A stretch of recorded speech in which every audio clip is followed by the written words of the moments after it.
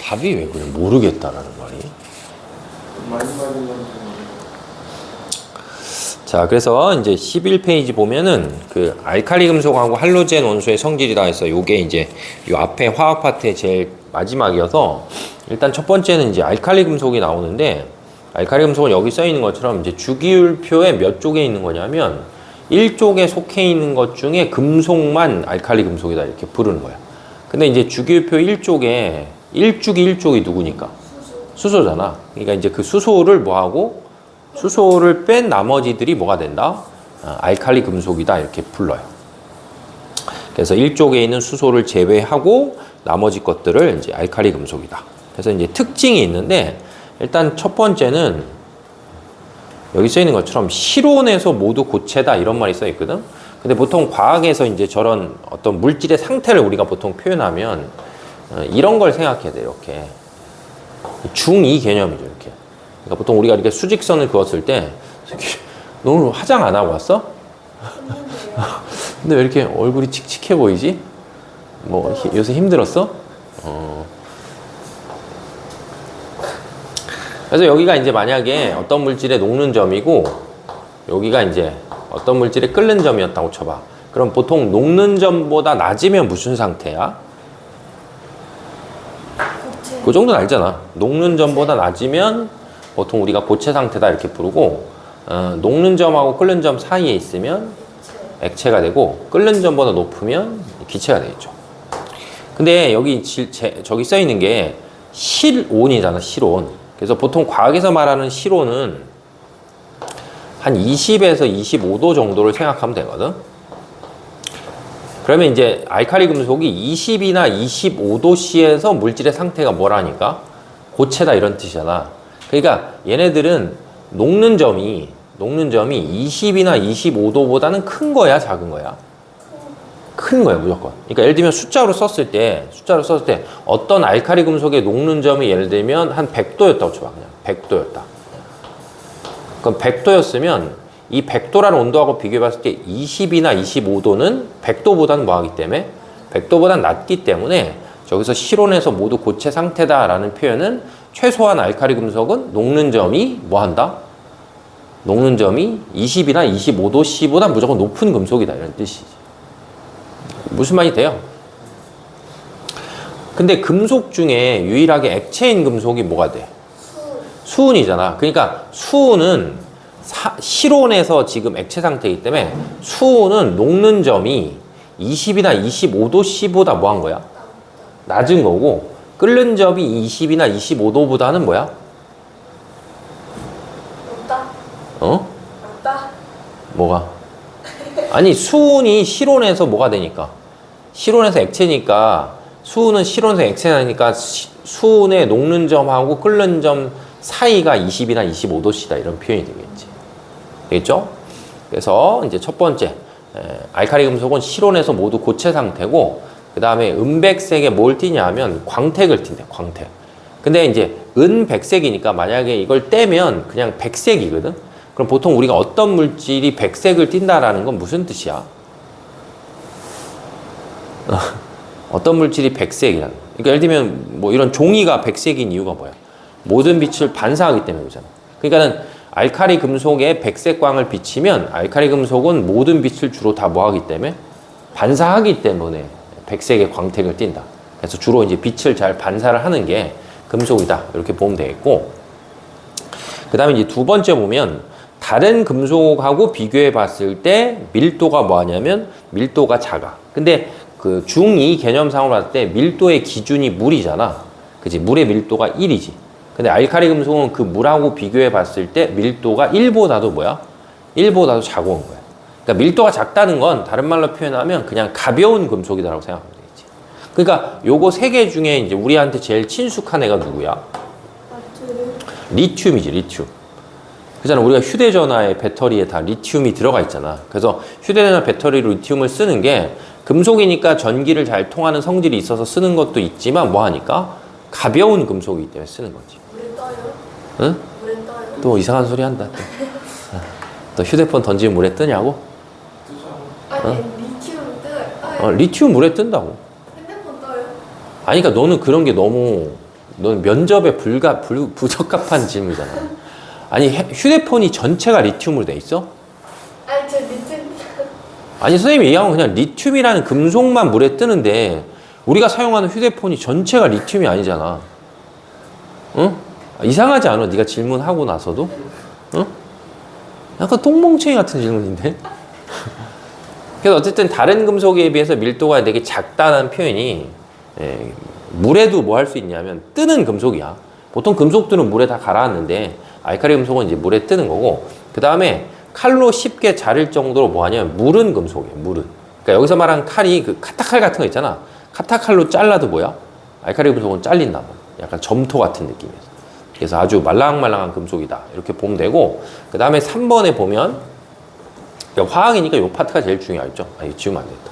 3번에 보면 뭐가 크냐 하면, 이게 반응성이 크다. 이렇게 써있어요. 반응성이 크다.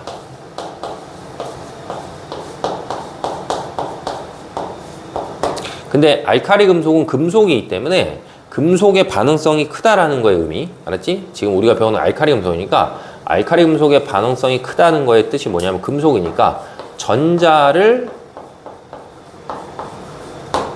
잘 뭐 할까? 전자를 잘. 금속이니까.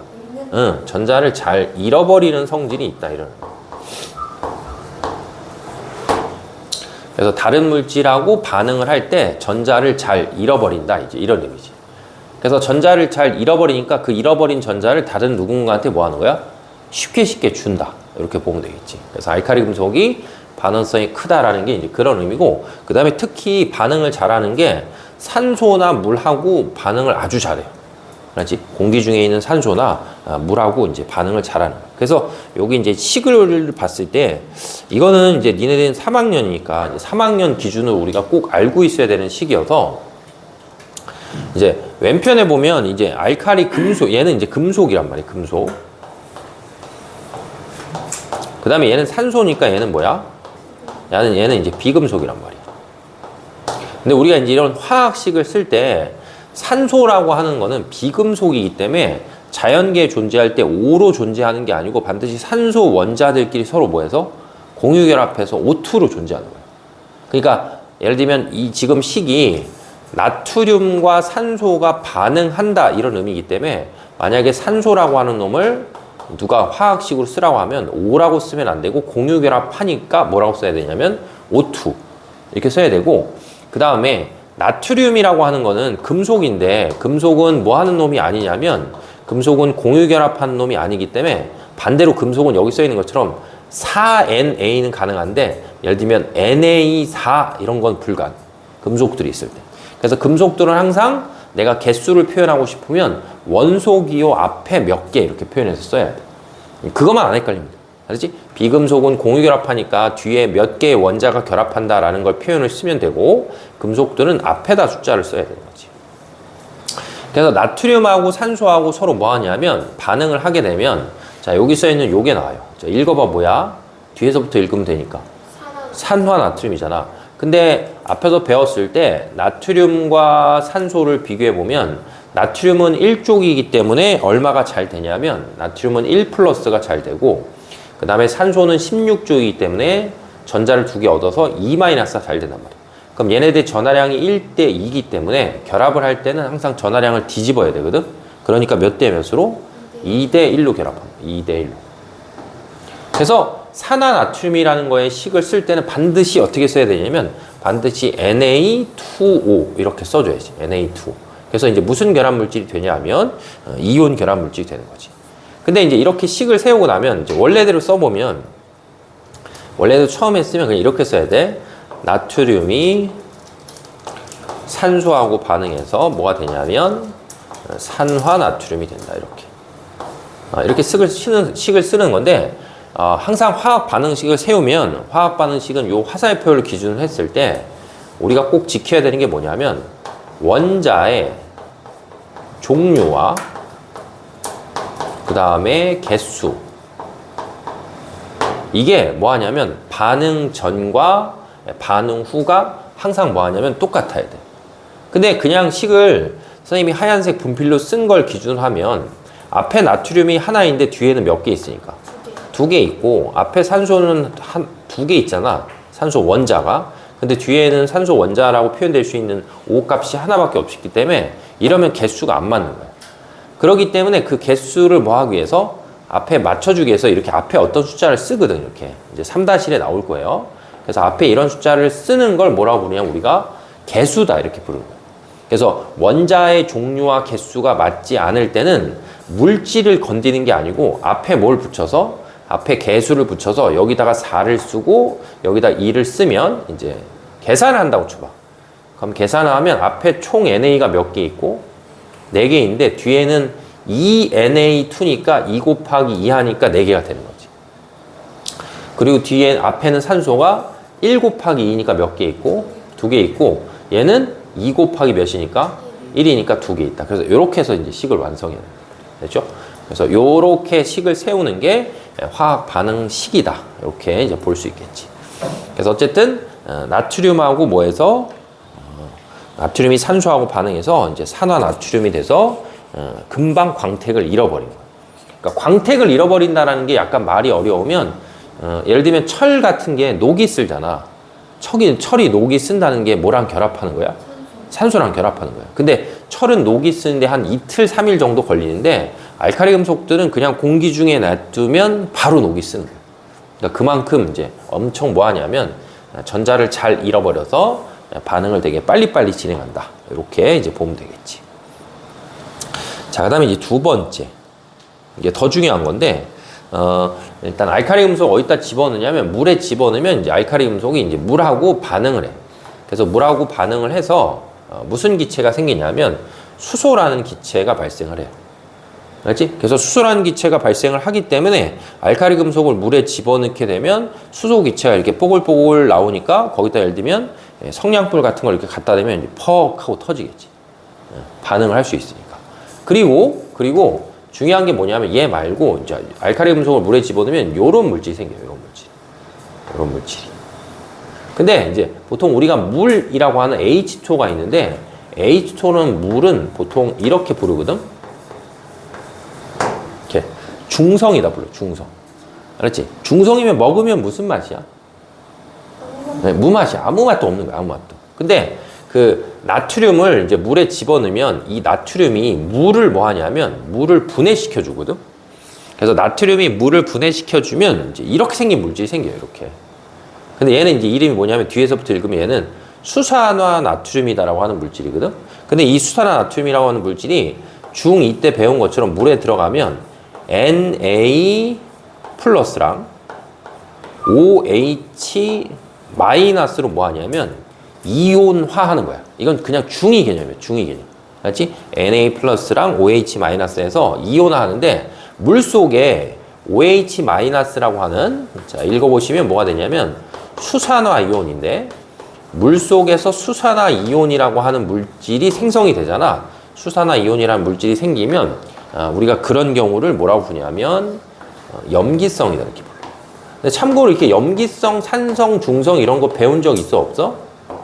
배운 적 있지. 광합성 할 때 나오잖아. BTB용이 떨어지면 색깔 막 변하는 거. 그래서 그때 배웠던 거랑 관련이 있어서 원래 물은 그냥 가만히 냅두면 순수한 물은 중성인데 거기에 누굴 넣으면 나트륨이라는 물을 넣으면 나트륨이란 물이래. 나트륨이라고 하는 물질이 중성인 물을 뭐로 바꿔주는 거야?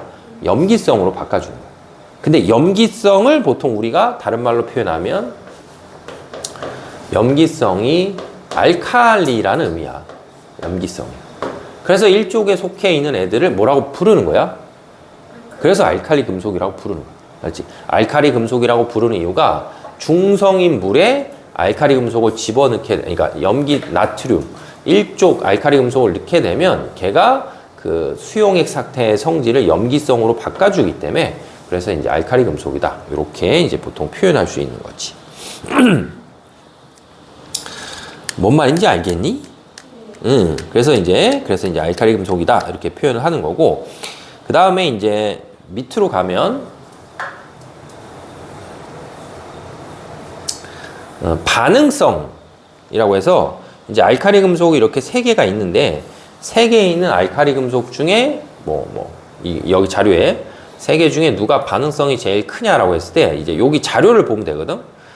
칼로 자른 단면을 봤을 때 얘는 서서히 사라지고 얘는 금방 사라지고 얘는 빨리 사라지는 거야. 그리고 물에 넣었을 때 얘는 잘 반응하고 얘는 격렬하게 반응하고 얘는 매우 격렬하게 반응하고. 그러니까 이게 뜻이 리튬, 나트륨, 칼륨 중에 누가 반응성이 제일 큰 거야? 칼륨이 제일 큰 거지. 아직 폭발적으로 빨리빨리 뭐 하는 거야?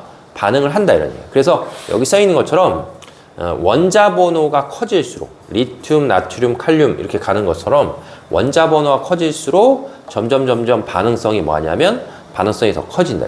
이유는 왜 그러냐면 보통 우리가 굳이 이제 표현한다고 치면 리튬은 가운데 이렇게 원자 핵이 있고 제일 바깥쪽에 전자가 돌고 있는 궤도가 이렇게 있는데 만약에 칼륨 같은 경우는 가운데 원자 핵이 이렇게 있으면 제일 바깥에 돌고 있는 전자의 궤도가 이렇게 되거든. 왜냐면 칼륨이 리튬보다 크기가 더 크단 말이야. 껍질이 더 많으니까. 그러면 얘가 이제 1쪽이니까 제일 바깥에 전자를 하나 갖고 있고 얘가 제일 바깥에 전자를 이렇게 하나 갖고 있었을 때 이 전자들은 원래 누가 다 붙들고 있는 거야. 핵이 붙들고 있는 거거든. 그러면 얘는 거리가 뭐 하니까 가까운 거고 얘는 거리가 뭐 하기 때문에 거리가 멀기 때문에 누구를 더 떼어내기가 쉽냐 이거야. 그럼 당연히 거리가 뭐 할수록 거리가 멀리 떨어져 있는 걸수록 얘가 얘한테 잡아당기는 인력이 더 작기 때문에 얘가 더 쉽게 뭐 하는 거야? 떨어져 나가는 거지. 그래서 이제 원자 번호가 크다라는 거는 그 원자의 크기가 크다라는 말이랑 똑같기 때문에 원자 번호가 크면 클수록 전자가 뭐 하기 때문에 전자가 쉽게 떨어져 나가기 때문에 전자를 잘 잃어서 반응성이 더 크다. 이제 이런 표현을 할 수 있는 거지. 그래서 반응성이 크다라는 게 의미가 뭐예요? 라고 물어보면 전자를 더 잘 잃어버리는 순서다. 이렇게 이제 보면 되겠지. 그래서 원자 번호가 클수록 전자를 더 잘 잃어버린다. 그래서 이제 이런 이유 때문에 여기 이제 개념 플러스 3번을 좀 보시면 개념 플러스 3번을 보시면 원자 번호가 클수록 반응성이 커지는 이유를 이제 지금 선생님이 설명했고 이러기 때문에 또한 산소나 물하고 반응을 뭐야? 잘 하기 때문에 반드시 보관할 때는 산소나 물이 없는 공간인 벤젠이나 액체 파라핀과 같은 용매에 보관해. 액체 파라핀이 뭔지 알아? 그 손 넣어가지고. 그 정형외과에 손 이렇게 집어넣으면 따뜻하게 해주는 거 있잖아. 그리고 양초 성분이 파라핀이지. 그러니까 둘 다 공통점은 그냥 기름이야, 기름. 그러니까 좀 쉽게 얘기하면 알칼리 금속은 물과 산소가 없는 공간인 기름 속에 집어넣어서 보관한다. 뭐 이런 식으로 좀 생각을 하면 되겠지. 되겠어요? 응. 그래서 이제 이런 식으로 좀 기억을 이제 하고 있으면 되겠지.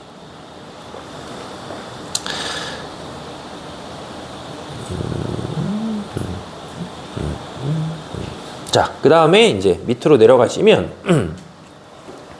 두 번째 니은에 이제 뭐가 나오냐면 약간 이건 얘 반대말이어서 할로젠 원소가 나와요. 알칼리 금속은 1쪽에 속하는 대표적인 금속이었는데 니은에 지금 선생님이 설명하는 할로젠 원소는 주기율표의 17쪽이야. 그러니까 정확하게 저 반대쪽 구석탱이 있는 거지. 그래서 17쪽에 속하는 이제 비금속 원소들을 보통 우리가 할로젠이다라고 불러서 이제 여기 써 있는 것처럼 플루오린, 염소, 브로민, 아이오딘 해서 이제 몇 개가 있냐면 요 네 개를 보통 우리가 할로젠 원소다 이렇게. 그래서 특징이 있는데 일단 특징은 첫 번째가 실온에서 할로젠 원자 두 개가 결합한 분자야.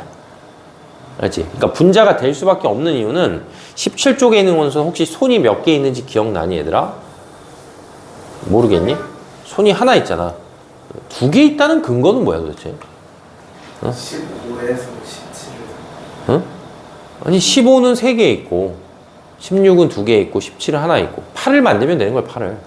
응. 그래서 손이 하나 있기 때문에 17쪽에 속하는 플로린이 손이 하나 있으니까 자기네들끼리 결합해서 뭐 F2 자연계 존재일 때 Cl2 그 다음에 Br2 그 다음에 I2 이런 뭘로 존재한다? 이원자 분자로 존재한다. 비금속이니까. 그리고 이제 각각이 뭐가 있냐면 각각이 어떤 특별한 색들이 있대. 그래서 우리 책에 봐도 플로린은 옅은 노란색이고 염소는 노란색이고 브로민은 젓갈색이고 아이오딘은 보라색이어서 어떤 특별한 색들이 이제 정해져 있는 거예요. 근데 보통 우리가 기체는 색이 있어 없어? 그러니까 그러니까 예를 들면 하늘에 떠 있는 구름이 고체, 액체, 기체 중에 뭐야? 아니지. 이제 기체면 눈에 보이지 않는단 말이야. 그래서 보통 하늘에 떠 있는 구름은 고체나 액체의 느낌이에요. 알지? 그래서 기체는 기본적으로 색이 없단 말이야. 근데 여기 보면 뭐 플루오린, 염소 이게 두 개가 이제 기체라고 표현이 되는데 특히 염소라는 기체는 색깔이 뭐냐면 노란색이란 말이에요. 노란색. 그래서 색이 노란색 기체이기 때문에 예를 들면 어리를 걸어가다가 염소 기체가 배출이 되잖아. 그러면 그 지역이 색깔이 이렇게 뭐 하는 거야? 색깔이 이렇게 누렇게 보여. 근데 이게 다행스러운 거야, 다행스러워. 왜냐면 염소 기체가 워낙 독극물이기 때문에 이게 흡입하면 죽어. 근데 그러니까 걸어가다가 뭘 만나면 노란색 기체 같은 뿌연, 물론 황사일 수도 있지만 황사가 일어나지 않는데 그 지역만 이렇게 노란색 물질이 이렇게 뿌옇게 있으면 거기에 이제 뭐가 누출이 됐다는 거야.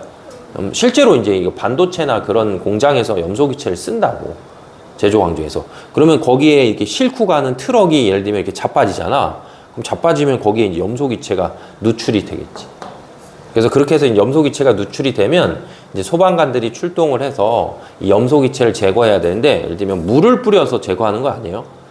물을 뿌리면 주변이 다 오염된단 말이에요. 그래서 제일 좋은 방법 중에 하나가 여기 써 있는데 누구랑 반응을 시키는 거야? 알카리 금속하고 반응을 시켜주는 거야. 왜냐면 알카리 금속이 워낙 반응을 잘하고 그 다음에 17쪽에 있는 할로젠도 워낙 반응성이 큰 애들이기 때문에 서로가 서로하고 반응을 되게 잘해. 그러니까 원래대로 치면 뭐 선생님이 항상 하는 얘기지만 나트륨을 먹으면 뭐해? 죽어. 알지? 나트륨이라는 금속을 순간적으로 먹으면 죽고 염소 기체를 먹으면 뭐야? 죽는데 두 개를 반응을 시키면 뭐가 되기 때문에 염화나트륨이라는 물질은 그냥 짠 물질이기 때문에 염소 기체를 뭐 할 수 있는 거야? 이렇게 하면 제거할 수 있겠지. 그래서 지금 우리가 배우는 거 이름이 뭐였어? 이 17쪽의 이름이 뭐야? 할로젠이잖아. 할로젠의 뜻이 이온 결합 물질을 잘 만든다 이 의미야. 원래 할로젠. 뭐 염을 잘 만든다 이런 뜻인데 좀 약간 바꿔 얘기하면 할로젠이라는 건 이온 결합 물질을 잘 형성하는 게 이제 할로젠이다 이렇게 보면 되겠지. 그래서 어쨌든 이제 항상 자연계에 존재할 때 이렇게 이원자 분자 형태로 존재하고 각각마다 어떤 특별한 뭐들이 있다, 색깔이 있구나 이렇게 이제 좀 구분하면 되겠지. 그래서 표를 조금 더 보면 표를 조금만 더 보시면 그래서 이렇게 색깔들이 표시되어 있고 그 다음에 상태도 이렇게 표시돼 있어요. 상태도 표시되어 있어서 플루오린 염소는 실온에서 기체고 브로민은 액체고 아이오딘은 고체야. 그러니까 이건 뜻이 플루오린하고 염소는 실온에서 끓는 점이 25도보다 뭐 한 거야? 응? 끓는 점이 25도보다 낮은 거지. 그러니까 기체 상태로 존재하는 거고 브로민은 액체 상태로 존재하니까 브로민의 녹는 점과 끓는 점은 25도씨 사이다. 이런 뜻이 되겠고 아이오딘은 뭐로 존재하니까 고체로 존재하기 때문에 아이오딘의 녹는 점은 최소한 25도보다 높다. 이렇게 되겠지. 물질의 상태가 다 다르니까. 되겠죠? 왜 넘어가지 않는 거야? 나 아직 설명 한참 덜 했어. 자, 그 다음에 이제 두 번째. 아까 얘기했던 알칼리 금속처럼 반응성이 뭐하다? 반응성이 매우 커서 금속하고도 반응을 잘하고 특히 수소하고도 반응을 잘해요. 그렇지? 이건 뭐 중3 개념에 나오니까 수소하고도 반응을 잘해. 그래서 식으로 한번 써보면 예를 들면 알칼리 금속 중에 할로젠 중에 염소가 있을 때 내가 수소랑 염소를 반응시키면 뭐가 되냐면 염화수소라는 기체가 생겨요. 알지? 염화수소라는 기체가 생겨. 그래서 다시 이 염화수소라는 기체를 염화수소 HCl이라는 염화수소라는 기체를 어디다 집어넣냐면 물에 집어넣어. 그럼 물에 집어넣으면 얘가 이제 물에 들어가서 어떻게 되냐면 물하고 반응해서 H 플러스랑 Cl 마이너스로 이온할 수 있어요. 근데 이제 아까 수산화 나트륨 할 때랑 똑같이 원래 물이라고 하는 놈은 중성인데 거기에 수소하고 반응시킨 할로젠이라고 하는 요 물질을 물에 집어넣으면 물에 들어가서 H 플러스랑 Cl 마이너스 떨어지는데 물속에서 H 플러스가 나오면 우리가 이거를 뭐라고 부르냐면 이렇게 반대말로 산성이라고 부른단 말이야. 그래서 염화수소 기체를 중성인 물에 집어넣으면 중성인 물을 무엇으로 바꿔주냐면 자, 산성으로 바꿔준다 이런 얘기야. 그래서 여기 써 있는 것처럼 수소와 반응해서 할로제나 수소를 만든 다음에 그거를 물에 녹이면 뭘 띠게 되냐 하면 산성을 띠게 된다는 얘기지. 그래서 산성물질 보통 우리가 주변에서 흔히 볼 수 있는 게 이거지. 그래서 염화수소 기체를 물에 집어넣어서 산성인 물질을 만든 거를 우리가 보통 이런 걸 뭐라 부르는 거야? 이런 게 묽은 염산이 되는 거죠. 그러니까 특히 3학년 이제 시험 볼 때 묽은 염산의 화학식을 쓰시오라 하면 꼭 어떻게 써야 돼? HCl 이렇게 써야 돼. 맞지? 그래서 묽은 염산을 이제 HCl이다. 화학식으로 표현하면 그렇게 되겠지. 그래서 할로제나 수소를 물에 녹이면 알칼리 금속과는 반대로 산성을 띠게 된다. 이렇게 이제 보면 되겠고, 그 다음에 마지막에 보시면 이제 반응성 얘기가 또 나와서 얘도 역시 반응성이 되게 큰데 얘는 반대이기 때문에 할로젠 원소가 반응성이 크다라는 건 얘와 반대말로 생각해야 되니까 얘는 거꾸로 전자를 잘 뭐 하는 거다? 전자를 잘 얻는다 이렇게 생각해. 반대말인데. 그래서 알칼리 금속은 금속이기 때문에 금속은 전자를 잘 잃어버리고 그 다음에 할로젠 원소는 비금속이기 때문에 상대적으로 할 때 전자를 잘 얻게 된다. 그러니까는 알칼리 금속이 전자를 잃고 할로젠 원소가 전자를 뭐하면 얻으니까 서로 간에 봤을 때 무슨 결합 물질이 잘 만들어지냐면 여기 써 있는 것처럼 이런 염화 나트륨과 같은 이온 결합 물질을 잘 생성한다. 이렇게 보면 되겠지. 근데 이제 반응성 순서는 아까하고 반대로 원자 번호가 작을수록 반응성이 커지는데 이건 아까의 거꾸로 이유거든. 왜냐면 플루오린은 요만하게 생겼어. 요만하게. 그래서 제일 바깥에 전자를 7개 갖고 있고, 예를 들면 염소 같은 경우는 쟤보다 크기가 더 커가지고 이렇게 커서 바깥에 7개 갖고 있거든. 그럼 결국 어딘가에서 전자가 들어온다는 건 이 원자 핵이 전자를 뭐해서 잡아당겨서 들어오는 거야. 그러면 크기가 작은 거하고 크기가 큰 원자가 있었을 때 작은 원자가 중심에 있는 원자 핵이 전자를 당기기가 뭐야? 더 쉬운 거지. 그래서 원자 번호가 뭐 할수록 반대로 작을수록 뭐가 크다. 작을수록 반응성이 크구나 라고 해서 알칼리 금속하고는 이제 반대로 생각을 좀 해야 된다라고 보면 되겠지. 이해돼요? 네. 자, 그리고 나서 이제 마지막에 개념 플러스의 5번째 보시면 4번부터 해야 된다. 4번.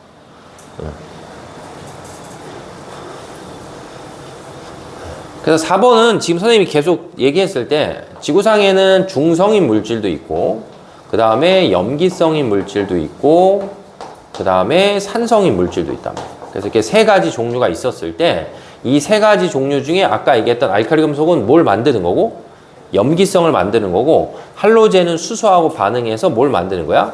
산성을 만드는데 이걸 우리가 보통 매번 먹어볼 수는 없단 말이야. 그래서 우리가 이제 이걸 이용해서 사용하는 일종의 지시약 같은 게 있단 말이야. 그래서 초등학교 때 배웠던 대표적인 지시약이라고 하는 것보다는 리트머스 종이가 있거든. 그래서 산성 용액에 집어넣으면 빨간색, 뭐 염기성 용액에 집어넣으면 파란색, 그런 색 변화가 있단 말이야. 색깔 변화. 알겠죠? 근데 이제 그거하고 봤을 때 그거 말고 우리가 사용할 수 있는 지시약이 다른 것들이 또 있어서 첫 번째 지시약이 여기 이제 나와 있는 것들 말고 중2 때 배웠던 것 중에 지시약이 뭐가 있냐면 BTB 용액이 있어요. 생명파트 할 때 배운 거. 그래서 BTB 용액이 산성일 때 무슨 색? 산성일 때. 산성일 때 노란색. 그 다음에 중성일 때 초록색. 그 다음에 염기성일 때 파란색이란 말이에요. 그래서 우리가 이제 BTB 용액에 입김을 불어넣으면 이산화탄소 기체가 물에 녹으면서 산성이 되기 때문에 색깔이 뭘로 바뀌는 거야? 노란색으로 바뀌고 광합성 하면 이산화탄소를 사용하기 때문에 노란색이 점점 옅어지면서 다른 색깔로 바뀌는 거죠. 그래서 그때 배웠던 지시약이 하나 있고 그 다음에 고등학교 과정에서는 BTB 말고 뭐가 있냐면 페노프탈레인이라는 지시약이 있어요. 그래서 페노프탈레인이라는 지시약은 이제 아래쪽부터 이렇게 올라가서 하면 뭐가 되냐면 빨이 돼. 그래서 산성에서는 무색, 중성에서도 무색, 염기성일 때만 색깔이 뭘로 바뀌냐면 이제 빨간색으로 바뀌는 거지. 그래서 보통 우리가 이제 페노파탈라인을 써서 색깔이 변하면 뭐다? 염기성이다. 이렇게 찾을 수 있는 거지. 그래서 할로젠은 아까 얘기했듯이 산성을 만드는 거고, 그 다음에 알카리 금속은 뭘 만드니까? 염기성을 만든다. 이렇게 보면 되겠지. 갑자기 이게 왜 뜨는 거야, 씨. 되겠죠? 그리고 이제 5번째 보면, 이제 이 17쪽에 있는 애들을 어디다 이용하냐 했을 때, 플로리는 충치 예방하는 치약에 들어가고, 염소는 수영장 물에 소독할 때 들어가요. 그래서 수영장을 되게 오래 다니면 염소에 의해서 소독이 돼서 얼굴이 창백해질 수 있어. 물론 그러지 않을 수도 있어. 뭐 모든 사람이 그렇다는 걸 아니니까. 그리고 아이오딘은 이제 빨간 약이라고 불러서 상처 소독하는 데 쓰는 거야. 그러니까 대체로 봤을 때 다 공통점이 뭐야? 그치. 공통점이 뭔가를 세균이나 이런 것들을 죽이는 그런 소독의 역할을 하는 게 보통 할로젠의 성질이구나. 이제 이렇게 좀 보면 되겠지. 아시겠죠? 그래서 이제 뒤에 넘기면 몇 가지만 좀 해볼게. 지금 얘기한 것 중에 중요한 게 있어서,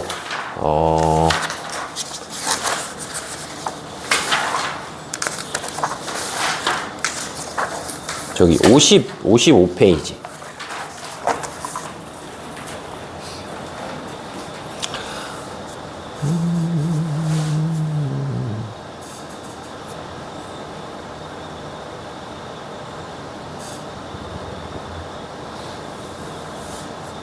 진짜 졸립지?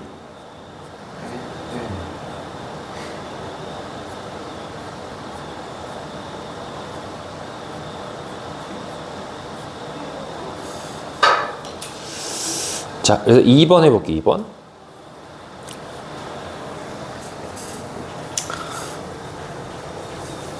자, 2번에 보면 이제 표는 알카리 금속의 성질을 조사하는 것이다. 자, 그래서 이제 첫 번째 질문이 뭐냐면, 질문이 이렇게 써 있거든. 물 위에 뜨냐 안 뜨냐 이렇게 물어보고 있어. 그럼 자료를 봤을 때 리튬이 밀도가 여기 0.53이라고 써 있으니까 물보다 밀도가 뭐한 거야? 작잖아. 그러니까 이제 물 위에 떠서 그리고 물하고 뭐 하는 거야? 반응하는 거지. 그 다음 니은 알카리 금속의 녹는 점하고 반응성이거든. 아까 설명할 때 알카리 금속은 원자 번호가 뭐 할수록? 클수록 반응성이 커지잖아. 여기 써 있잖아. 그러니까 이쪽으로 갈수록 반응성이 커지는데, 그럼 이 선지가 맞는다고 치면 이 자료를 놓고 봤을 때 알카리 금속의 녹는 점이 높을수록 반응성이 크냐 이렇게 물어보면 아래로 내려갈수록 반응성이 커져야 되잖아. 근데 녹는 점은 아래로 내려갈수록 뭐 하고 있어? 감소하니까 녹는 점이 뭐 할수록? 낮을수록 반응성이 크다. 이렇게 표현해야지 정확하겠지. 자, 그 다음에 디귿. 알카리 금속과 반응한 수용액의 pH잖아. 그러면 알카리 금속과 반응한 수용액이라는 건 알카리 금속 그냥 어디다 넣어보라는 거야? 물에 넣어보라는 얘기야. 그럼 알카리 금속 아까 물에 넣으면 뭐였어? 액성이? 산성, 중성, 염기성 중에 뭐야? 알카리니까 그냥 이응으로 생각하면 염기성이잖아. 근데 보통 우리가 이런 pH라는 거는 수용액 안에 있는 수소가 얼마 있는지 표현하는 값인데 기준이 보통 7이야, 7. 알았죠? 그래서 기준이 7이어서 기준이 7이라는 거는 7일 때가 뭐가 되냐면 7일 때가 중성이에요, 중성. 그럼 어떤 7이라는 숫자를 기준할 때 중성으로 잡으면 7보다 숫자가 뭐 할 수도 있고 작아질 수도 있고 숫자가 7보다 뭐 할 수도 있어? 커질 수 있는데 보통 우리가 7보다 작으면 산성이라고 보통 불러요. 알지? 7보다 숫자가 작으면 그 용액은 액성이 산성이다 이렇게 부르고 7보다 커지면 그 용액의 액성은 염기성이다 이렇게 부른단 말이에요. 그러니까 왜 pH가 7인 거 중성인 거는 지금 배우는 개념이 아니기 때문에 이것도 역시 그냥 그러려니 하고 넘어가시면 돼요. 그러니까 알카리 금속 아까 반응한 수용액이 뭐니까 염기성이기 때문에 pH는 무조건 7보단 뭐 해야 돼? 7보단 커져야 돼. 그렇지? 왜냐면 페노프탈린 떨어질 때 붉게 변화시키니까 7보다 크다. 이렇게 이제 표현하면 되겠지.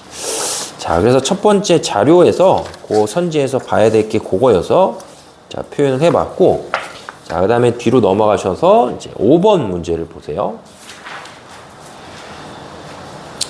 자, 넘어가서 5번 문제. 자, 할로젠에 대한 설명으로 옳지 않은 게 무엇이냐? 그럼 1번이 나트륨과 격렬하게 반응하면서 열과 빛을 내냐 이렇게 물어보잖아. 근데 나트륨은 반응성이 크고 할로젠도 반응성이 뭐하기 때문에?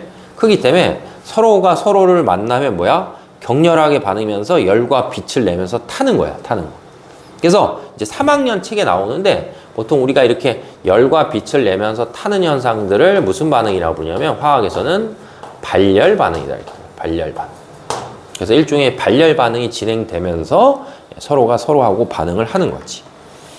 그 다음에 두 번째, 실온에서 원자 두 개가 결합해서 아까 무슨 형태로 존재한다? 분자. 왜냐면 할로젠 원소는 손이 하나가 있기 때문에 서로가 서로하고 손을 잡아서 이제 분자의 형태로 존재하는 거지. 그 다음에 할로젠 원소의 반지름이 클수록 음이온이 되기 쉽냐 이건데 이건 반응성을 얘기하는 거서 할로젠 원소는 F, 그 다음에 Cl, 그 다음에 Br, 그 다음에 I 순서였어. 그지? 그래서 크기가 뭐 할수록? 크기가 작을수록 반응성이 크니까 크기가 작을수록 뭐가 되기 쉽다? 음이온이 되기 쉽다. 이렇게 되어있지. 그래서 반지름이 클수록 음이온이 되기 쉽다라고 표현했으니까 이제 좀 잘못됐다. 이렇게 보면 되겠죠. 그 다음에 4번에 수소하고 반응해서 생성된 할로젠화 수소는 물에 녹아서 액성이 알칼리 금속하고 반대로 산성이 되는 거고 5번에 금속 원소와 결합해서 화합물 형성할 때는 17조니까 무조건 전자 몇 개만 한 개만 이제 얻어서 음이온이 된다. 이렇게 이제 보면 되겠죠. 자, 그 다음에 넘어가셔서 8번. 자, 8번 보면 자, 표는 할로젠 원소에 대한 자료고 그 다음에 브로민과 염소를 순서 없이 나타냈다. 이렇게 써 있어. 그러면 이제 이 정도는 기억을 해야 되니까 일단 플루오린은 원자번호 몇 번이냐면 9번이야, 9번. 그래서 플루오린 원자번호 9번이고 그 다음에 얘랑 8 차이 나는 원자번호 17번이 뭐가 되는 거야? 17번이 염소가 되고 그 다음에 얘랑 18 차이 나는 35가 뭐가 되냐면 자, 브롬이 돼요. 이렇게. 그러면 이제 플루오린하고 염소는 상온에서 기체였으면 브로민은 아까 뭔지 기억나냐 혹시? 액체. 아이오딘이 고체고 브로민은 이제 액체가 되죠. 그래서 물질의 상태를 이렇게 표현할 수 있는 거지. 그럼 첫 번째 질문이 기억은 몇이냐 했으니까 원자 번호를 물어봤으니까 9라고 해야 되겠고 그 다음 니은은 물질의 상태니까 고체가 아니고 액체가 되겠고 그 다음에 디귿에 가하고 나는 원자 번호가 몇 개야? 다 7개지. 17쪽이니까 원자가 전자수 다 7개고 그 다음에 나는 가보다 수소하고 어떻게? 느리게. 얘는 원자 번호가 뭐 할수록? 작을수록 반응성이 빠르기 때문에 더 느리게 반응한다. 이렇게 이제 보면 되겠지. 자, 그 다음에 10번. 자, 표는 알칼리 금속과 할로젠 원소에 대한 얘기다. 그럼 이제 알칼리 금속하고 할로젠이 이렇게 뒤섞여 있는 거니까 일단 첫 번째 A를 봤을 때 전기를 뭐 하지 않는데? 전기를 통하지 않는데. 그럼 전기를 통하지 않는다라는 거는 금속이 아니라는 뜻이야. 그러니까 얘는 일단 뭐다? 얘는 일단 할로젠이다. 그러면 4주기잖아, 4주기.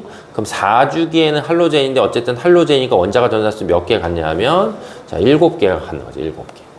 그래서 굳이 표현하면 4주기에 있는 할로젠 원소니까 브로민이 되겠죠, 브로민. 3주기가 염소니까. 자, 그 다음에 그 옆에 있는 B는 2주기에 속하는 원소인데 원자가 전자수가 하나잖아. 그럼 얘는 1족이란 뜻이니까 알칼리 금속이겠지. 그럼 2주기 1족이니까 누군지 기억나? 그렇지, 리튬이지, 리튬. 그럼 당연히 리튬이니까 얘는 전기 전도성이 자, 있다. 이렇게 봐야 되겠지. 그럼 그 옆에 있는 세 번째 C는 일단 전기 전도성이 있으니까 알칼리 금속이라고 확인하면 되고 3주기에 있는 알칼리 금속이니까 3주기 1족 누구다? 3주기 1족. 나트륨. 그래서 얘는 나트륨이 되겠죠, 나트륨. 그러니까 1족에 속하니까 이제 원자가 전자수는 하나다. 이렇게 보면 되겠고, 마지막에 나와 있는 건 3주기 몇 족? 17족이니까 얘도 역시 할로젠 원소가 돼서 얘가 뭐가 되냐면 얘가 염소가 되겠죠, 염소. 이렇게. 그래서 옳지 않은 거 고르시오라고 했으니까는 뭐 1번에 B는 전기 전도성이 당연히 있는 거고 A는 실온에서 무슨 상태냐면 브롬이니까 액체. 그러니까 이게 되게 지엽이죠. 이런 거 다 외워야 되니까. 그 다음에 B하고 C는 실온에서 고체 상태로 존재하냐 이거잖아. 그지? 그럼 둘 다 알칼리 금속이니까 고체 상태로 존재하는 거고, 그 다음에 C와 D가 반응한대. 그럼 C하고 D하고 반응하면 금속과 비금속이 반응하니까 이온 결합 물질이 되니까 당연히 수용액에서 전기를 뭐한다?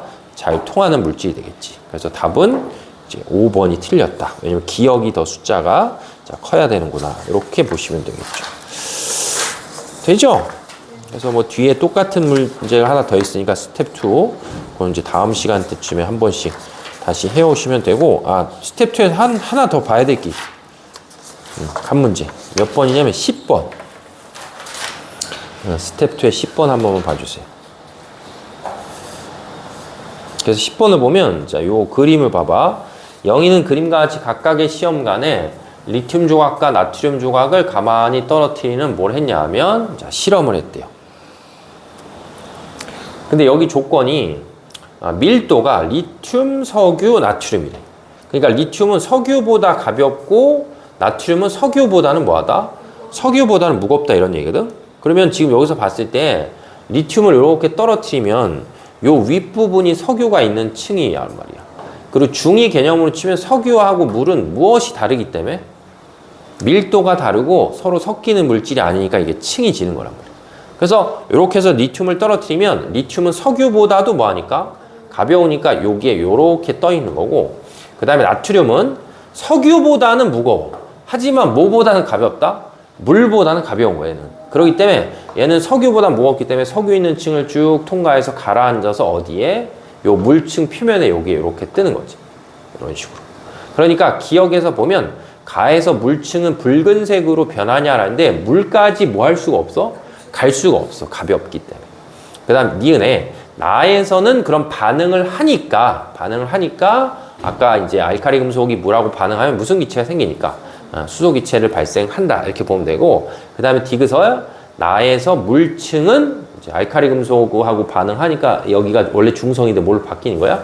그치, 염기성으로 바뀐다. 자, 이런 식으로 좀 생각을 해보면 되겠죠. 됐죠?